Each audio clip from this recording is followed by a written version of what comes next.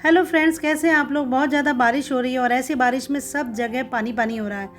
हमारे घर का भी बहुत ज़्यादा सामान ख़राब हो जाता है बारिश की वजह से, धूप निकलती नहीं है।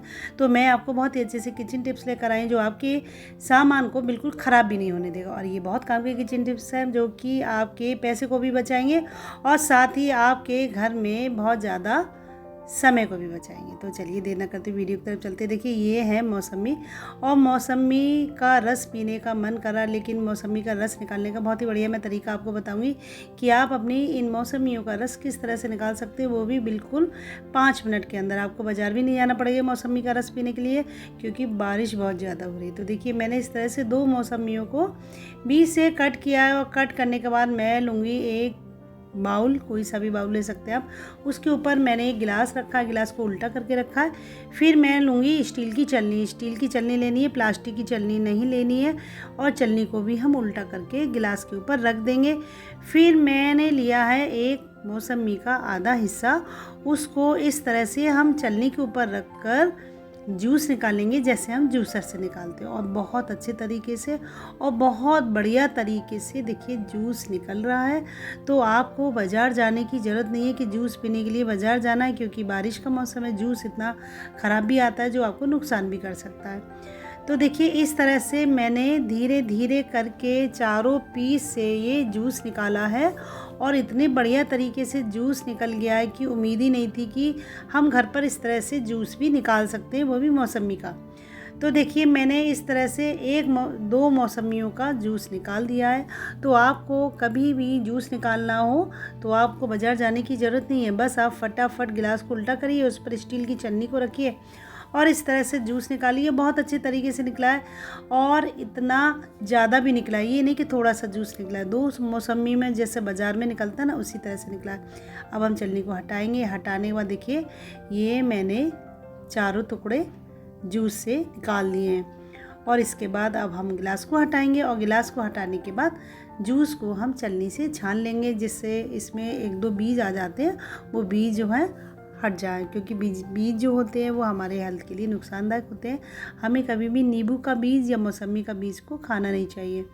तो देखिए मैंने छलनी से इसको छान लिया। एक छोटा गिलास खूब अच्छी तरीके से भर कर जूस निकल आया है। तो आपको मौसमी का जूस निकालना है, आप बिल्कुल इस तरीके से निकालिएगा और बहुत बढ़िया ये जूस निकलेगा। केवल बस छलनी को उल्टा रखिए, लेकिन ये प्लास्टिक की छलनी से नहीं निकलेगा, ये स्टील की छलनी से ही निकलेगा, प्लास्टिक की छलनी से मत निकालिएगा।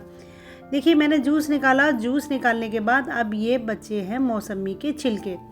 तो इसके अंदर का जो रेशेज़ हैं वो हम निकाल देंगे, और निकालने के बाद मैं बताऊंगी कि आप इन छिलकों का क्या कर सकते हैं। ये छिलके भी हमारे बहुत ज़्यादा काम के हैं, और आपके घर में बहुत ज़्यादा पैसा भी बचाएंगे और साथ ही आपका समय भी बचाएंगे। तो देखिए जो अंदर का हिस्सा था वो मैंने निकाल कर कुछ इस तरह से ये छिलका कर दिया है। इसी तरह से मैं ये चारों छिलके साफ़ कर लूँगी। जो इसके अंदर का जो रेशे रह गए हैं वो रेशों को मैं निकाल दूँगी चाकू की सहायता से। हमारे घर में बारिश की वजह से इतनी सीलन हो गई है, इतने मक्खी मच्छर आ गए हैं कि बहुत ही ज़्यादा परेशानी होती है, क्योंकि हर जगह पानी भरा हुआ है, और साथ ही बरसात की वजह से बहुत अजीब सी एक स्मेल घर में रहती है। तो मैं आपको बताऊंगी कि आप घर में किस तरह से अपने घर को खुशबूदार बना सकती हैं, और साथ ही आप अपने घर से मक्खी और मच्छर को किस तरह से दूर भगा सकती हैं।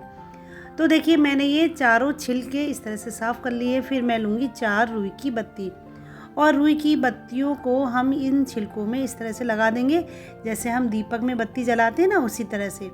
तो देखिए मैंने ये चारों बत्तियाँ इन छिलकों में लगा दी है। छिलके भी बिल्कुल दीपक की तरह एकदम गोल गोल और बहुत मोटे हैं। ये बिल्कुल हल्का छिलका नहीं है, इसका छिलका मोटा होता है, तो इसमें से तेल या घी जो भी डालेंगे वो बिल्कुल भी नहीं निकलेगा।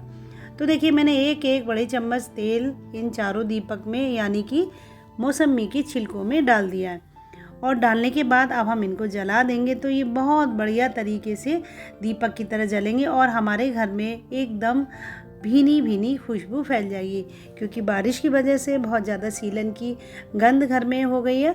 तो इस तरह से आपका घर एकदम महकने लगेगा, और साथ ही इतने छोटे छोटे कीड़े और मक्खी मच्छर जो हो जाते हैं ना बारिश में, वो भी दूर हो जाएंगे, आपके घर में बिल्कुल भी नहीं आएंगे।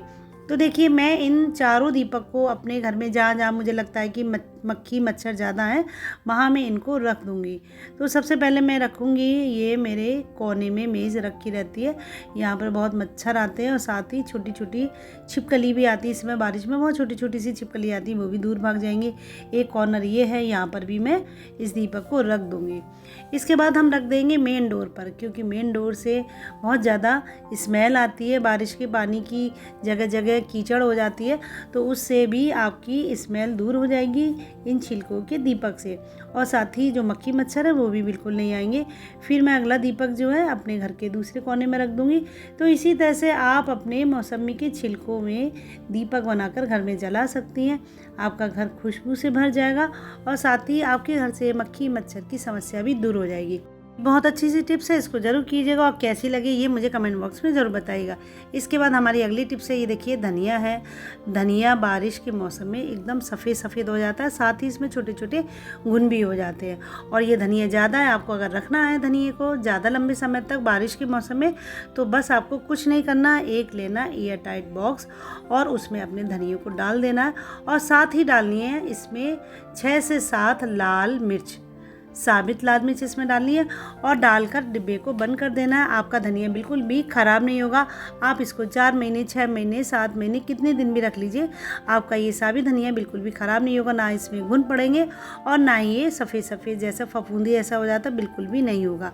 तो कभी भी आपको धनिया अगर ज़्यादा लंबे समय तक रखना है, आप बस 6 से 7 लाल मिर्च रखिएगा और आपका धनिया बिल्कुल तरोताज़ा बना रहेगा, जैसे आपने अभी अभी बाज़ार से ख़रीद कर मंगाया हो।